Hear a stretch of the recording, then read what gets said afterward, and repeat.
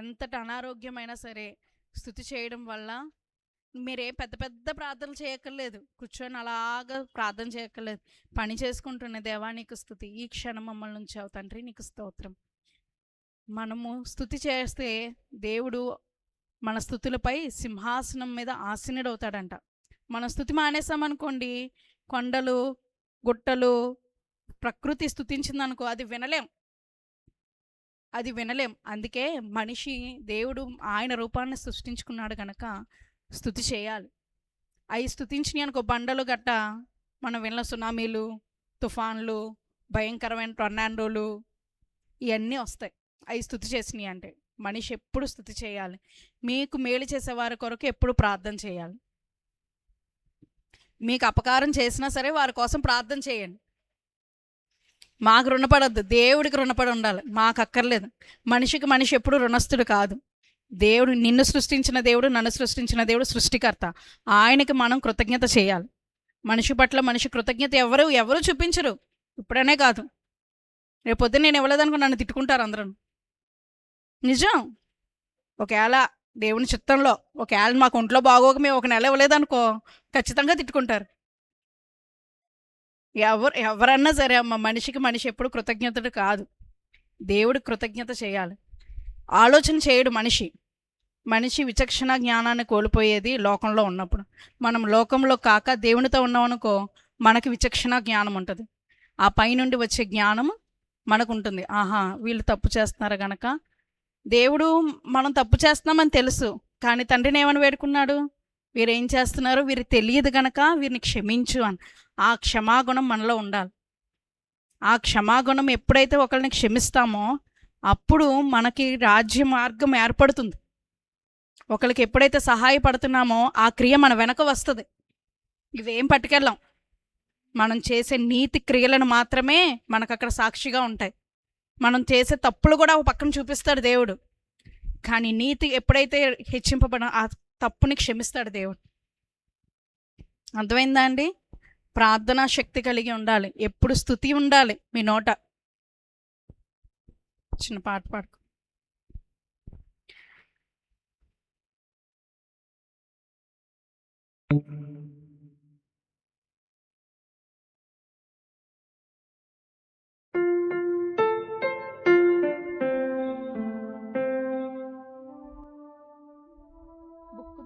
Book పాటల పుస్తకమా? నేనంటే నీకెందుకు.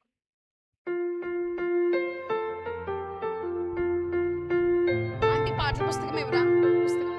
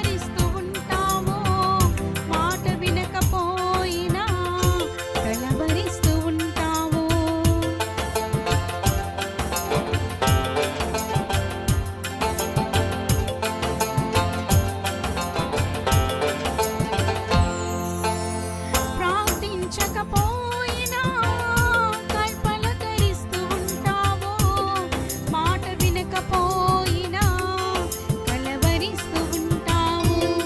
ఎందుకింత జాలి నాపై యేసయ్యా, ఎందుకింత జాలి నాపై యేసయ్యా, ఎందుకింత జాలి నాపై యేసయ్యా, ఎందుకింత జాలి నాపై యేసయ్యా.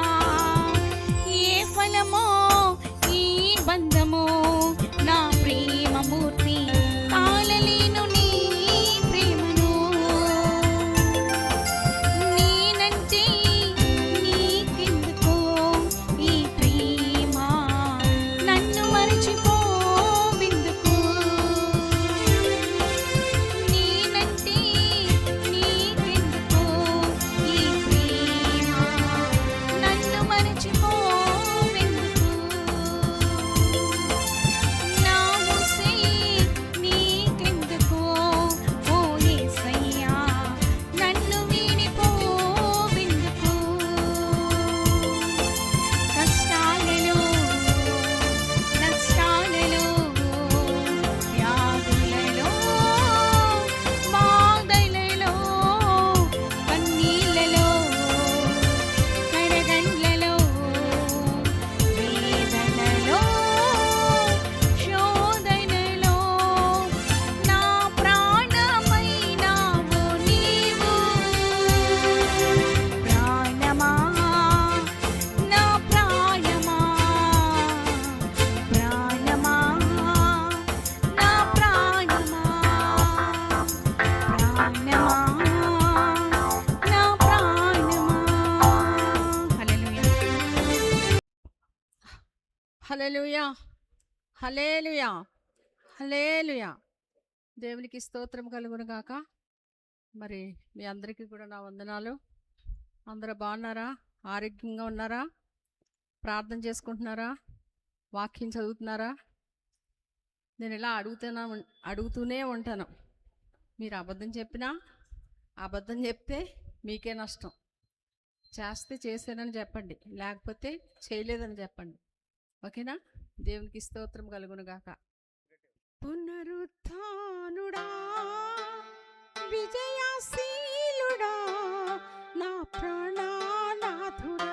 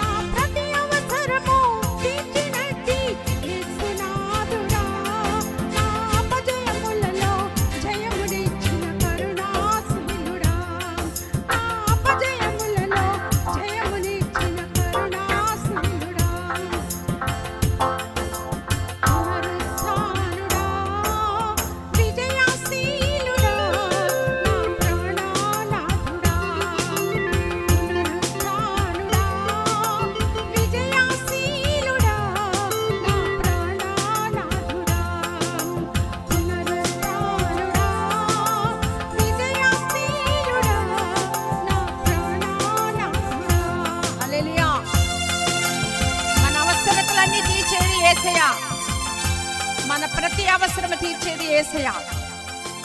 యేసు వైపు నువ్వు చూడు. నీకేది లేకపోయినా మోకరించు, ప్రార్థించు. నాకు ఇది కావాలని అన్నాను నువ్వు అడుగు, తప్పనిసరిగా నీకు ఇస్తాడు. దేవునికి స్తోత్రము కలుగును గాక. నమ్ముతున్నావా? నమ్ముడు నీవంతైతే నమ్మువానికి సమస్తము సాధ్యమే. Thank you lord. హల్లెలూయా. పరిశుద్ధాత్ముడ ప్రతి ఒక్కరిపై నీ ఆత్మను ఉంచమని అడుగుచున్నాను దేవా. నీ వైపు చూచేవారుగా చేయమని అడుగుచున్నాను దేవా. ఎవరెవరినో ఆశ్రయించడం కాదు ప్రభువా, నిన్ను ఆశ్రయించడం నేర్పించు ప్రభువా. ఎవరైతే నీ చెంతకు వస్తారో వారిని నువ్వు త్రోసివేసే దేవుడు కాదు. నువ్వు ఎంత ఘోర పాపివైనా దేవుని చెంతకు వస్తే తప్పనిసరిగా నీ పాపములు క్షమిస్తాడు. నేను హక్కుని చేర్చుకుని నీ అవసరతలని తీరుస్తాడు. అలాంటి దేవుని మనం కలిగి ఉన్నాము. యేసయ్య అంటే చీప్గా చూడకండి. బైబిల్ మీ దగ్గర ప్రతి ఒక్కరి దగ్గర ఉండాలి. గొప్ప ధననిది అది, వెండి కాదు, బంగారం కాదు, గొప్ప వెలగలిగినది బైబిల్. దాన్ని చాలా జాగ్రత్తగా చూసుకోండి. దేవునికి మహిమ కలుగును గాక. చేరిన వారందరినీ దేవుడు దీవించి ఆశీర్వదించును గాక. హల్లెలూయా, హల్లెలూయా. ఆమేన్, ఆమేన్, ఆమేన్. అందరికీ వందనాలు.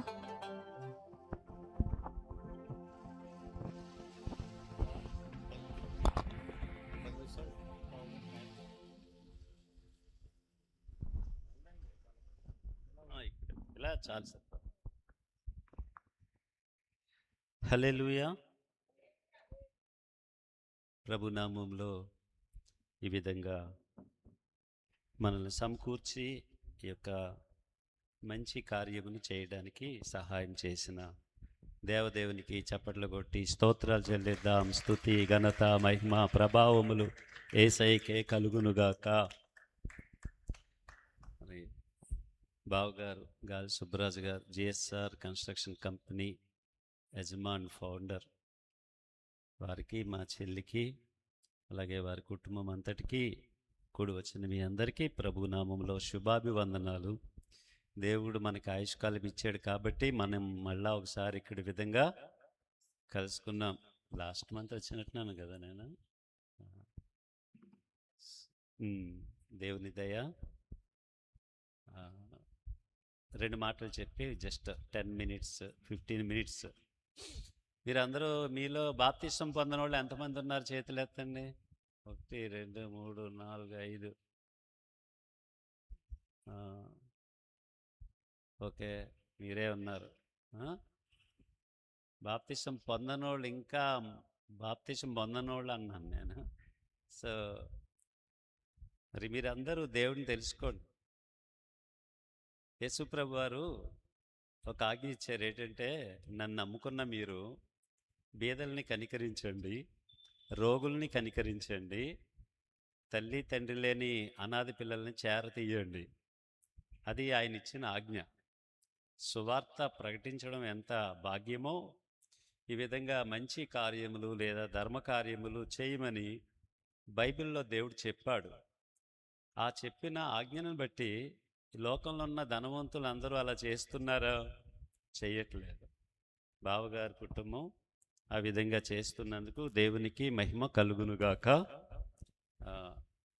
మరి బైబిల్ గ్రంథంలో కొర్నేలి అని ఒక శతాధిపతి ఉన్నాడు, పెద్ద ఆఫీసర్ ఆయన. అతడు రోమీయుడు. కానీ అతడికి యెహోవా దేవుడు అంటే యూదుల దేవుడు అంటే తెలుసు. ఎలా తెలుసో మనకు తెలియదు, కానీ అతడు అన్యుడైన రోమీలకి చాలా దేవుళ్ళు దేవతలు ఉంటారు. కానీ అతడు ఇశ్రాయేలీల దేవుడు, యూదుల దేవుడు, అబ్రహాము, ఇస్సాకు, యాకోబుల దేవుడిని నమ్మి ఎప్పుడూ ప్రార్థన చేస్తూ ఉంటాడట, ఎప్పుడూ ధర్మకార్యాలు చేస్తాడట. చెప్పండి, ఏం చేస్తాడు ఆయన? బహుగా ధర్మకార్యాలు చేస్తాడు, బహుగా ప్రార్థన, తన ఇంటి వారందరితో కూడా. అతడు ఒక్కడే కాదు, అతడు, నా మాటలు అర్థం చేసుకోండి, ఒక అన్యుడు యెహోవా దేవుడిని నమ్ముకున్నాడు. అప్పటికి ఇంకా యేసు ప్రభు గురించి తెలియదు, అబ్రహాం దేవుడి గురించే తెలుసు. కానీ ఇతడు అన్యుడు. కానీ ఇతడు ఎలా తెలుసుకున్నాడు అంటే అది మనకి తెలియదు, అవన్నీ బైబిల్లో లేవు. కానీ అబ్రహాము భయపడిన దేవుడే, భూమి ఆకాశం సృష్టించిన యెహోవా దేవుడికి ఆయన ప్రార్థన చేస్తున్నాడు. అప్పుడప్పుడు కాదట, ఏదో అమావాస్యకి పున్నానికి కాదట, ప్రతిరోజు ఆయన డ్యూటీ చేసుకుంటాడు. పెద్ద ఆఫీసర్ అయినా ఆ డ్యూటీ చేసుకున్న తర్వాత ఇంటి వారందరితో ప్రార్థన చేస్తూ ఉంటాడట. ప్లస్ ధర్మకార్యాలు చేస్తాడట. ఎందుకంటే బైబిల్లో చాలా వచనాల్లో దేవుడు చెప్పాడు ధర్మకార్యాలు చేయమని. నిజంగా కొర్నేలి ఎంత మంచివాడండి. నేను అనుకుంటాను పరలోకం దేవుని చిత్తాన్ని బట్టి వెళ్ళడం అనేది అది కూడా మన చేతుల్లో లేదు. పిచ్చి పిచ్చి వేసాలు వేస్తే ఎవడైనా నరకానికి పోవాల్సిందే. పర్ఫెక్ట్గా వాక్యానుసారంగా పరిశుద్ధత, యథార్థత, దేవుని ప్రేమ కలిగి ధర్మకార్యాలు చేయడం, ఈ మూడు ఉంటేనే పాస్టర్ అయినా విశ్వాస అయినా దేవుని రాజ్యం వెళ్తాం, లేకపోతే అగ్నిగుండంలోకి వెళ్తాం. దయచేసి నరకం గురించి ఒక మాట చెప్పాలని ఉంది నాకు. మనం చనిపోయిన తర్వాత బంగారపు వీధులు, బంగారపు బిల్డింగులు, ముత్యాల గుమ్మాలతో యుగయుగాలు దేవుడితో పాటు ఉంటాం.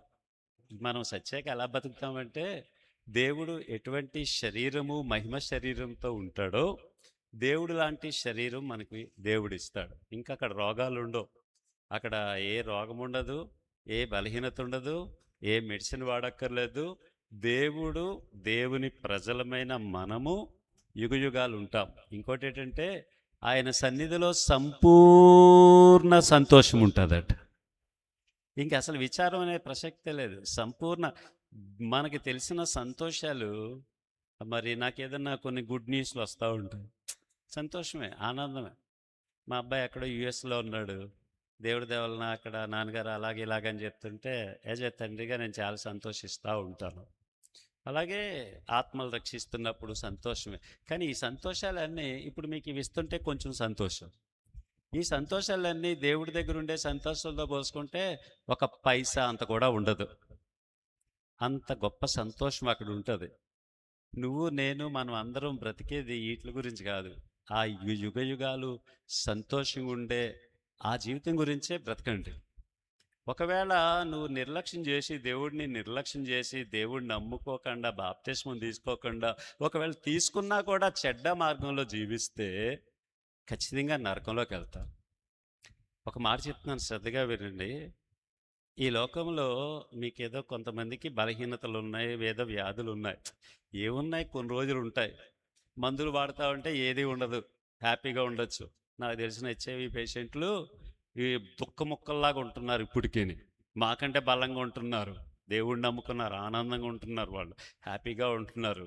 కానీ ఒకవేళ క్యాన్సర్ రావచ్చు, ఏదైనా రావచ్చు, లేకపోతే అత్త కోడలు గొడవలు, భార్యాభర్తల మధ్య సమస్యలు, ఎదిగిన పిల్లలు ఎదురు తిరగడాలు, రకరకాల ఎన్ని సమస్యలని చెప్పండి. ఈ లోకంలో ఏదో ఒక పరిష్కారం ఉంటుంది, లేకపోతే దేవుడి దగ్గరికన్నా పోతాం, గొడవ వదిలిపోద్ది.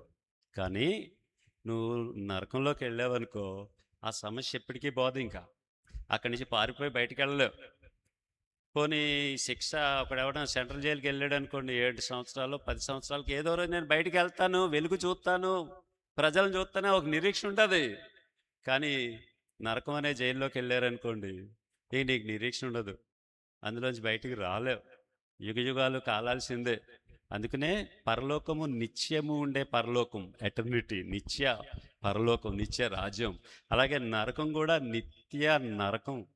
ఎండలు చూస్తుంటే చచ్చిపోయేలాగా ఉన్నాయి కదా, ఎండలో ఉండలేకపోతున్నాం. దేవుడి దయ వలన మాకు కూడా ఏసీలు అలవాటయ్యి నేను కూడా బయట తిరగలేకపోతున్నాను. బట్ తప్పదు, ఒకవేళ అవసరం అయితే ఎండలో తిరగాల్సి వస్తుంది. కానీ ఈ ఎండకే ఎలాగుంటే ఇంక యుగయుగాలు అగ్నిలో కాలకండి. దయచేసి మీ అందరికీ 2 చేతులు జోడించి బతిమాలుకుంటున్నాను, కళ్ళు మూసుకుని ఏసైని నమ్మేసుకోండి. ప్రభా నాకు ఏమొద్దయ్యా, ఎప్పుడు చచ్చిపోయినా నీ రాజ్యంలో చోటు చాలు, ఈ 2 ముక్కలు అడగండి, పరలోకం వచ్చేస్తావు. లేదనుకో నీ బ్రతుకు నిత్య నరకమే. అందుకొరకే యేసయ్యని నమ్ముకోండి. మరి బావగారు కొర్నేలి నాకు గుర్తు వస్తుంటాడు. ఆయన ఏదో హెచ్చిందామని నేను చెప్పట్లేదు, కానీ ఆయన ఎప్పుడు ప్రార్థన చేస్తూనే ఉంటాడు. మా చెల్లి ప్రార్థన చేస్తూనే ఉంటుంది, ప్రమీల చేస్తూ ఉంటుంది, చిన్న కోళ్ళు ఆవిడ కొంచెం బిజీగా ఉంటుంది, నాకు పెద్ద టచ్ ఉండదు, కానీ ఆమె కూడా ప్రార్థన చేసుకుంటుంది. కుమారులు ప్రార్థన చేస్తారు, మనవాళ్ళు కూడా ఇప్పటి నుంచి మనవరాలు దేవుడి సేవలో పాటలు పాడుతూ ఉంటున్నారు. మన ప్రతి కుటుంబం కూడా దేవుడిలో ఉండాలి. నీ భర్త దేవుడిలో లేకపోతే ఏదైనా చేయి నువ్వు, ఆయన కూడా దేవుడిలోకి నడిపించు. నీ భార్య, నీ పిల్లలు దేవుడిలో లేకపోతే ఏదైనా చేయండి మీరు. వాళ్ళని ప్రభులోకి నడిపించండి. కనీసం మన ఇంటోళ్ళన్నా మనం రక్షించుకుందాం. ఎందుకంటే అగ్నిగుండంలో చచ్చిపోతారమ్మా, కాలిపోతారు. అక్కడి నుంచి బయటికి రాలేరు ఇంకా. అక్కడ వేదన తప్పించి ఏముండదు. బైబిల్ గ్రంథంలో రాహాబ్ అనే ఒక వేశ్య ఉంది. ఆమె ఇశ్రాయేలు దేవుడిని ఆమె కూడా నమ్ముకుంది. నమ్ముకుని మీరొచ్చి మా దేశాన్ని, మా పట్టణాన్ని నాశనం చేస్తారు, మీ దేవుడు ఇచ్చేస్తాడు మా రాజ్యాన్ని, కాబట్టి మీరు మా దేశం మీదకి యుద్ధానికి వచ్చినప్పుడు నా ఇంటి వారిని కాపాడండి అంది. అంటే వాళ్ళు ఒక ఎరదారం ఇచ్చి కిటికీ కట్టుకో, మేము యుద్ధానికి ఇక్కడికి వచ్చినప్పుడు ఈ ఎరదారం ఉన్న ఇంట్లో వాళ్ళందరూ రక్షించబడతారు, ఈ ఇంటి బయట ఉంటే మాకు సంబంధం లేదన్నారు. ఆమె వేశ్య. ఆమెకి అక్కలున్నారట, చెల్లెళ్ళున్నారట, అన్నయ్యలు ఉన్నారట, తమ్ముళ్ళు ఉన్నారట, పెద్ద కుటుంబం, తల్లిదండ్రులు. ఆఫ్టర్ ఆల్ ఒక వేశ్య మాట ఎవరింటారండి? బావగారులకి చెప్పింది, అక్కలకి చెప్పింది, చెల్లెళ్ళకి చెప్పింది. నిజంగా హ్యాట్స్ ఆఫ్ చెప్పాలి ఆమెకు మనం అందరం. ఆమెట ఎలాగ బతిమాలిందో, ఇశ్రాయేలీలు మన దేశం మీదకి వస్తారు, వాళ్ళ దేవుడితో మన రాజు తలపడలేడు, మనం అందరం చనిపోతాం, కాబట్టి నువ్వు వచ్చి అందరూ వచ్చేయండి నా ఇంట్లోకి. దారం ఇచ్చారు. దారంటే యేసయ్య కార్చిన రక్తానికి సాదృశ్యం. యేసయ్య రక్తంలో నువ్వు ఉంటే నీకు క్షేమం ఉంటుందన్నమాట. ఆమె అండి ఒక వేశ్య పని చేసుకుంటూ బ్రతికే ఆమె దేవుడికి భయపడి తన ఇంటి వారందరినీ తన ఇంట్లో చేర్చుకుందట. ఇశ్రాయేలీలు యుద్ధానికి వచ్చినప్పుడు అందరూ చచ్చిపోయారు, కానీ వేశ్య ఇంటి వాళ్ళందరూ రక్షించబడ్డారట. ఎంత ఆనందం అండి! కొర్నేలి ఇంటి వారందరితో రక్షణ పొందాడు. ఇంటి వారందరితో ప్రార్థన చేస్తున్నాడు. ఇంటి వారందరితో ఆరాధనకు వెళ్తున్నాడు. ఇంటి వారందరితో కలిసి ఆయన ధర్మ కార్యాలు చేస్తున్నాడు. ఒకరోజు దేవుడి దూత ఆయన దగ్గరికి వచ్చింది. కొర్నేలి అంటే ఏంటి, దేవుని దూత డైరెక్ట్గా వచ్చే చూసి భయపడ్డాడు ఆయన. భయపడద్దయ్యా, నీ ప్రార్థనలన్నీ దేవుడి దగ్గరికి వచ్చేసినాయి, నీ ధర్మకార్యాలు దేవుడి దగ్గరికి వచ్చేసినాయి. అంటే ఇప్పుడు ఇవన్నీ ధర్మకార్యాలు ఎక్కడికి వెళ్తున్నాయి? పరలోకం వెళ్తున్నాయి. ఇదే మీకేదో హెల్ప్ చేయట్లేదు. దేవుడు ఆజ్ఞ, దేవుడు ప్రేమ. నేనేదైనా ధర్మకార్యం చేస్తే అది కూడా దేవుడి దగ్గరికి వెళ్తుంది. మీరు చేస్తున్నారు కదా, మీరు కూడా చేయండి. మీరు కూడా మీ చుట్టుపక్కల ఎవరైనా ఉంటే మీరు చేయగలిగితే చెయ్యండి. నిజంగా అస్సలు పాపం లేదు, నిజంగా లేదండి, మేమే అనుకుంటే మాకంటే హీనమాళ్ళు అనుకునే లాంటి వాళ్ళు ఉంటే బావగారికి, చెల్లికి చెప్పండి. కానీ ఎవరికి పడితే వాళ్ళకి చెప్పకండి. ఎందుకంటే లేని వాళ్ళు చాలామంది ఉన్నారు. ఉన్న వాళ్ళు తీసుకున్నారనుకోండి, లేని వాళ్ళు మైనస్ అయిపోతారు. కాబట్టి నిజంగా అలాంటి వాళ్ళు చెప్పండి. మీ దగ్గర తీసుకెళ్ళినట్లు వాళ్ళకి కూడా ఇవ్వండి. మీ దగ్గర డబ్బులు ఇవ్వండి. వాళ్ళకి ఏదైనా కష్టం వస్తే హెల్ప్ చేయండి. మనం ఎందుకు బతుకుతున్నామంటే ఒకటి యేసయ్యని నమ్ముకోవడానికి, రెండోది నిన్ను వల్లే నీ పొరుగువాడిని ప్రేమించమన్నాడు యేసయ్య. అంటే నీ పక్కోడికి బాగోకపోతే నువ్వు ఖచ్చితంగా చూడాల్సిందే, చేయవలసిందే. సో ఆ కొర్నేలిని దేవుడు మెచ్చుకుని, కొర్నేలికి ఒకటి ఉంది, ఒక్కటే తక్కువ ఉంది, ఏంటంటే బాప్తిస్మం తీసుకోలేదు. ఇంతకే యేసుప్రభు గురించి తెలియదు ఆయనకి. యేసుప్రభు మరణించి తిరిగి లేచిన కొత్తలో అప్పుడు దేవదూత ఏం చెప్పాడంటే, నువ్వు తండ్రి అయిన యెహోవా దేవుడిని నమ్ముకున్నా బాగానే ఉంది యూదుల్లాగే, కానీ నీ పాపాలు పోయి దేవుడి రాజ్యం చేరాలంటే నీకు బాప్తిస్మం కావాలి, యేసుక్రీస్తుని నమ్ముకోవాలి అని దేవుడు ఒక దూతతోటి పంపించాడు. ఎందుకని ఇవన్నీ చెప్పలేదు. యేసే మార్గము, యేసయ్య నమ్ముకోవాలి, నువ్వు యూదుడు దేవుడిని నమ్ముకున్నా కూడా రక్షణ లేదు బాబు, కానీ పేతురుని పిలిపించుకో అన్నాడు. అప్పుడు పేతురు గారు ఒక చోట ఉంటారని దేవదూత అడ్రస్ కూడా చెప్పింది. అక్కడికి వెళ్తే పేతురు గారు ప్రేయర్ చేసుకుంటుంటే అక్కడ దేవుడు ఆయనతోటి ఒక కలలో చెప్పాడన్నమాట. అవన్నీ విషయాలు చాలా ఉంటాయి, అన్నీ మీకు చెప్పను. కానీ మొత్తం మీద పేతురుని వాళ్ళ ఇంటికి తీసుకెళ్ళారు. పేతురు అంటే గొప్ప మహాభక్తుడు. ఇటు చూడండి అమ్మ, అటు చూడద్దు, ఇటు చూడండి. దేవుడి మాటలు వినండి, పుణ్యం వస్తుంది. ఇంక దేంట్లోని కాదు, దేవుడి మాటలు వినాలి. భూకంపం వస్తున్నా మాటలు వింటూనే ఉండాలి, అప్పుడు నువ్వు దేవుడి దృష్టిలోకి వెళ్తావు. సో ఇప్పుడు పేతురు గారు కొర్నేలి గారి ఇంటికి వెళ్ళాడు.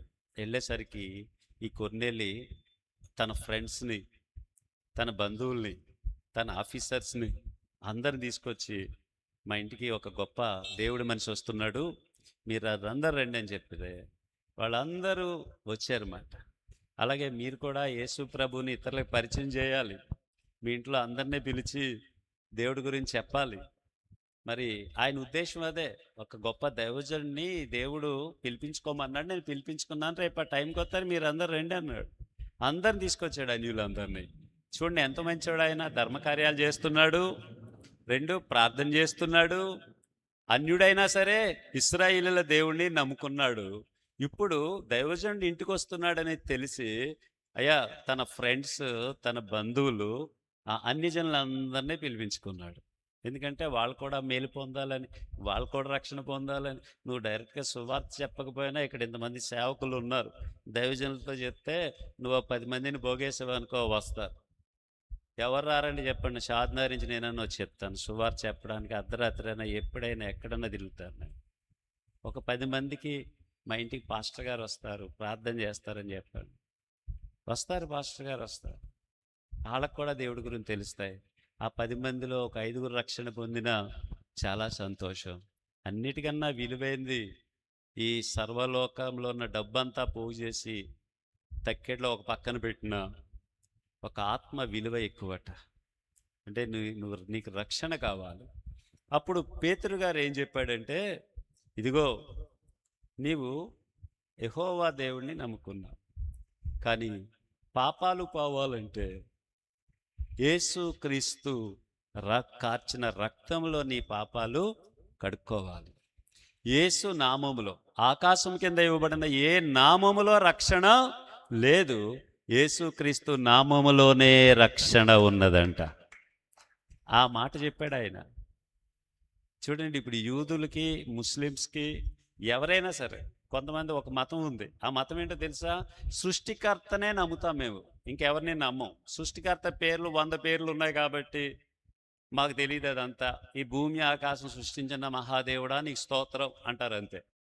కానీ ఆ భూమి ఆకాశం సృష్టించిన దేవుడు ఎవరు?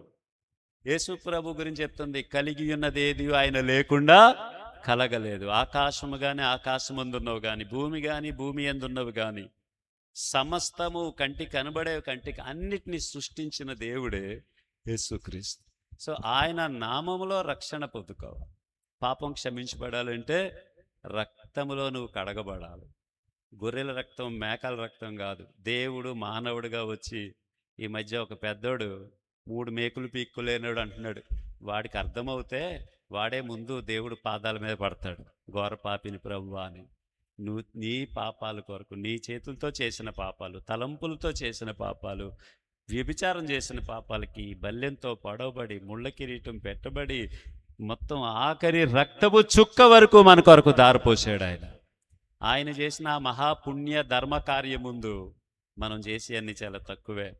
బట్ నేను చెప్తున్నాను, యేసు నామము ద్వారా తప్ప ఏ కులమైనా, ఏ మతమైనా, ఏ జాతి అయినా, ఏ దేవుణ్ణి పూజించిన రక్షణ లేదు. యేసు క్రీస్తులోనే. ఈ రోజున కొరియా వెళ్ళండి, పాల్ యాంగిచో అనే ఒక గొప్ప భక్తుడి ద్వారా దేశాన్ని మార్చాడు. మదర్ తెరిసా ఎక్కడో తెల్లోళ్ళ దేశంలోంచి వచ్చింది కదా. మరి సిక్కుల మతస్థుడు భక్త సింగ్ గారు అని హైదరాబాద్లో చనిపోయారు, హెబ్రోన్ చర్చెస్. అలాగే సాధు సుందర్ సింగ్ గారు సిక్కు మతస్థులు. ఇకపోతే హిందీ మాట్లాడేవాళ్ళు కూడా, ముస్లిమ్స్ కూడా మస్తు మంది మారిపోయి ఉన్నారు. ఇవన్నీ యేసుక్రీస్తు. ఆయన ఒక మాట అంటాడు పేతురు గారు, యేసుక్రీస్తు అందరికీ ప్రభువు. చెప్పండి అందరూ, యేసుక్రీస్తు అందరికీ ప్రభువు అమ్మా. సో ఆ కొర్నేలి ఏ విధంగా అయితే యెహోవా దేవుడిని నమ్ముకున్నా, పుణ్యకార్యాలు చేస్తున్నా, ఎప్పుడూ ప్రార్థన చేస్తున్నా, బాబు నీకు కూడా యేసుక్రీస్తు నామంలో రక్షణ పొందు అన్నాడంతే. హల్లెలూయా.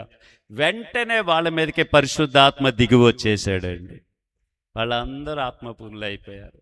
పేతురు గారు కూడా ఆశ్చర్యపడ్డాడు.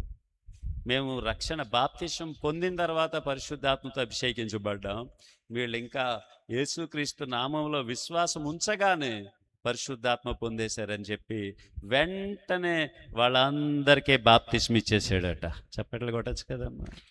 అందరూ బాప్తిసం పొందేశారు. మీలో బాప్తిష్టం పొందిన వాళ్ళు అర్జెంటుగా పొందండి. ఏ చర్చికి వెళ్తున్నారు, ఏ చర్చికి వెళ్ళకపోతే ఏదో చర్చికి వెళ్ళండి. మీ ఊరికి దగ్గరలో నువ్వు చర్చికి వెళ్ళాల్సిందే, రక్షణ పొందాల్సిందే. ఎందుకంటే ప్రభు రాకడెప్పుడో మనకు తెలియదు, మన పోకడెప్పుడో మనకి తెలియదు. యేసయ్యని నమ్ముకోవడం ఒక గొప్ప ధన్యత. యెహోవా తమకు దేవుడిగా గల జనులు ధన్యులు. దేవుని పిల్లలు అవ్వాలి. ఆయన నామాన్ని అంగీకరిస్తే నువ్వు దేవుని బిడ్డగా, నీ పేరు పరలోకంలో ఆధార్ కార్డు అక్కడ ఉంటుంది, ఇక్కడ కాదు. అక్కడది కావాలి మనకి. నీ పేరు పరలోకంలో ఉందా? నువ్వు నమ్మాలి, బాప్తిసం పొందాలి, సంఘానికి వెళ్ళాలి. సో మీరందరూ మారాలి, రక్షణ పొందాలి, మీ ఇరుగు పొరుగు వాళ్ళని ప్రేమించాలి, వాళ్ళని మార్చాలి. ఏ విధంగా అయితే కొర్నేలి ధర్మకార్యాలు, ప్రార్థన, బాప్తిస్మము ఇవన్నీ తీసుకుని తన ఇంటి వారు అందరితో రక్షణ పొందాలి. మీరందరూ మీ ఇంటి వారితో రక్షణ పొందాలి. మరి బావగారి కుటుంబం కూడా కొర్నేలి కుటుంబం వలె ఇంకా అలాగే అనేక తరములకు ఇలాంటి మంచి పనులు చేయాలి. ఇంకేం చేస్తామండి మనం? ఇలాంటి ధర్మకార్యాలు చేయడం తప్ప ఎందుకు బతుకుతున్నాం మనం?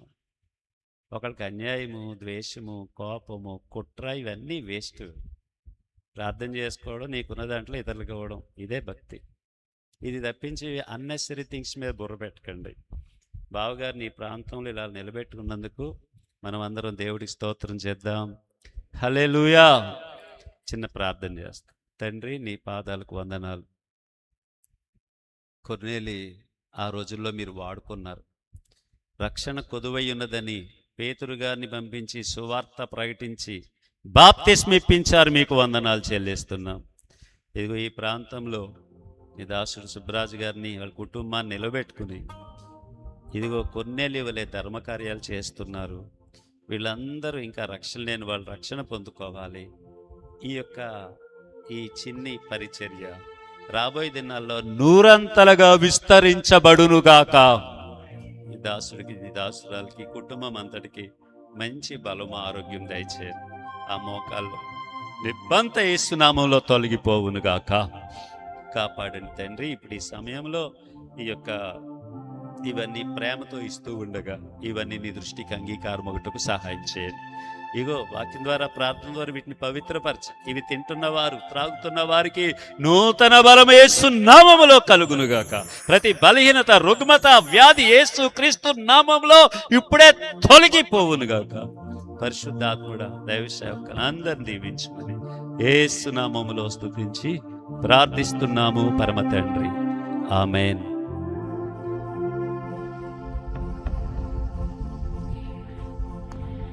హల్లెలూయా. దేవునికి మహిమ కలుగును గాక.